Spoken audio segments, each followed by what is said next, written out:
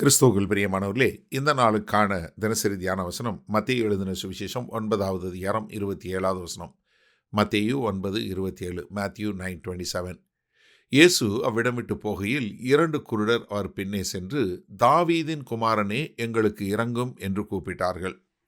இப்போ கர்த்தராகிய இயேசு கிறிஸ்து போகும்போது அங்கு குருடர்கள் 2 பேர் வர்றாங்க.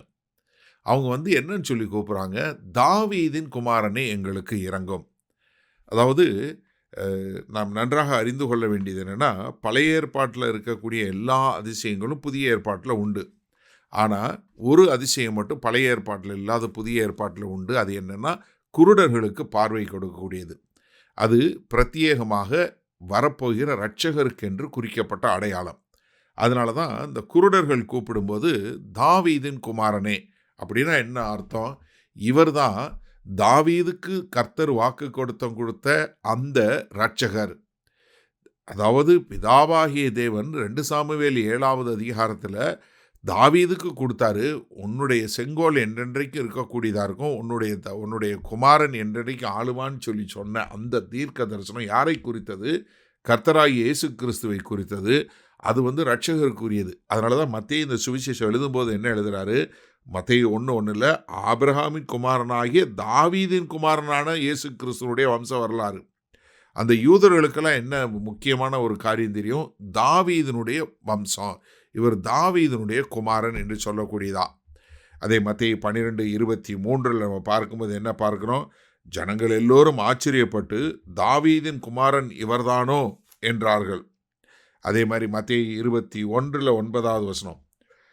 ஏன்னா கர்த்தராகிய இயேசு கிறிஸ்து ராஜபவனியாக எருசலேமுக்குள்ளே வரும்போது அவங்க எல்லாம் என்ன சொல்லி கொடுக்குறாங்க? முன்னடப்பாரும் பின்னடப்பாரும் ஆகிய திரளான ஜனங்கள் தாவீதின் குமாரனுக்கு ஓசன்னா, கர்த்தருடைய நாமத்தினாலே வருகிறவர் ஸ்தோத்தரிக்கப்பட்டவர், உன்னதத்திலே ஓசன்னா என்று ஆர்ப்பரித்தார்கள். அதே மாதிரி அங்கே 15வது வசனத்தில் அதே மத்தேயு 21:15 பார்க்குறோம், அவர் செய்த அதிசயங்களையும் தாவீதின் குமாரனுக்கு ஓசன்னா என்று தேவாலயத்தில் ஆர்ப்பரிக்கிற பிள்ளைகளையும் பிரதான ஆசாரியரும் வேதபாரகரும் கண்டு கோபமடைந்து, என்ன இவர் எப்படி தாவீதின் குமாரன் என்று சொல்லக்கூடிய ஒரு காரியம். அது மாத்திரமல்ல, பின்னாடி நம்ம மத்தேயு 20வது அதிகாரத்தில் பார்ப்போம். அங்கே 29வது வசனத்தில் 34 வசனம் வரைக்கும் பர்த்திமேயு என்று சொல்லக்கூடிய ஒரு குருடன் கூக்கும்போது என்ன சொல்லி கூப்பிட்றாரு? தாவீதின் குமாரனே எனக்கு இரங்கும் என்று சொல்லக்கூடியதா. அப்போ தாவீதின் குமாரனே என்று கூப்பிடுவது எங்களுக்கு இரங்குன்னு சொல்லி சொல்கிறது என்னென்னா, அவர்களுக்கு இவர்தான் தேவனாகிய கர்த்தரால் வாக்குத்தத்தம் பண்ணப்பட்ட இரட்சகர் என்பது அவர்களுக்கு வெளிப்பாடு வந்துவிட்டது. அப்போ என்ன, இவர்களுக்கு அவர்தான் கர்த்தராகிய இயேசு கிறிஸ்து என்கிற வெளிப்பாடு வந்ததுனால தான் அவர்கள் தாவீதின் குமாரனே எங்களுக்கு இரங்கும் என்று இயேசு கிறிஸ்துவை நோக்கி கூப்பிடுகிறார்கள். சரி, இந்த நாளில் இந்த வசனத்தை நம்ம எப்படி எடுத்துக்கொள்வது?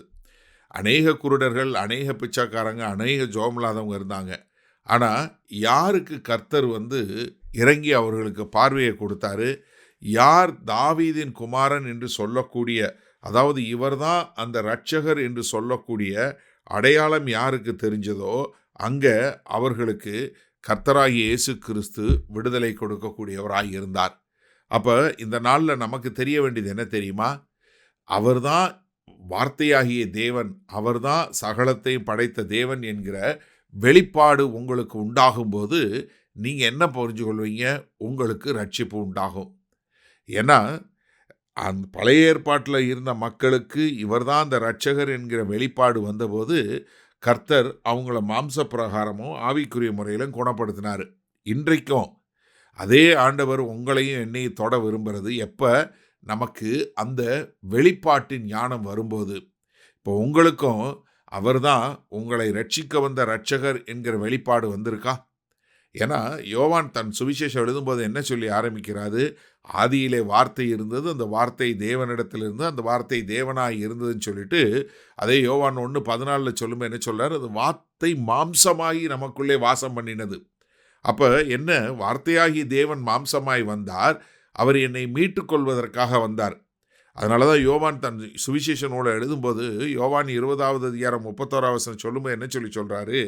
இவைகளெல்லாம் நான் உங்களுக்கு எழுதியிருக்கேன், இதன் மூலமாய் அவர்தான் இயேசுவே கிறிஸ்து என்று நீங்கள் அறிந்து அதன் மூலமாய் நீங்கள் நித்திய வாழ்வு பெற்று வாழ வேண்டும் என்பதற்காக நான் எழுதியிருக்கேன்னு சொல்லக்கூடியதா.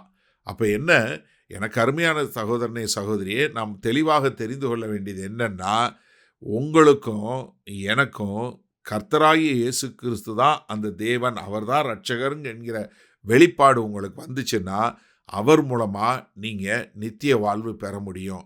அப்போ உங்களுடைய மனக்கண்கள் திறக்கப்பட்டதா? அப்படி திறக்கப்பட்டவங்களாக இருந்தால் மற்றவருடைய மனக்கண்களை திறப்பதற்கு உதவி செய்வீர்களா? வல்ல பிதாவே, இதோ அந்த குருடர்களுக்கு வந்த வெளிப்பாடு இது எங்களுக்கு வந்தது.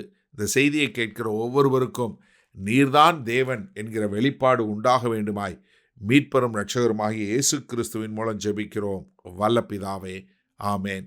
கர்த்தர் உங்களை ஆசீர்வதிப்பாராக. நாம் இன்று மாலை மண்ணால் சந்திப்போம்.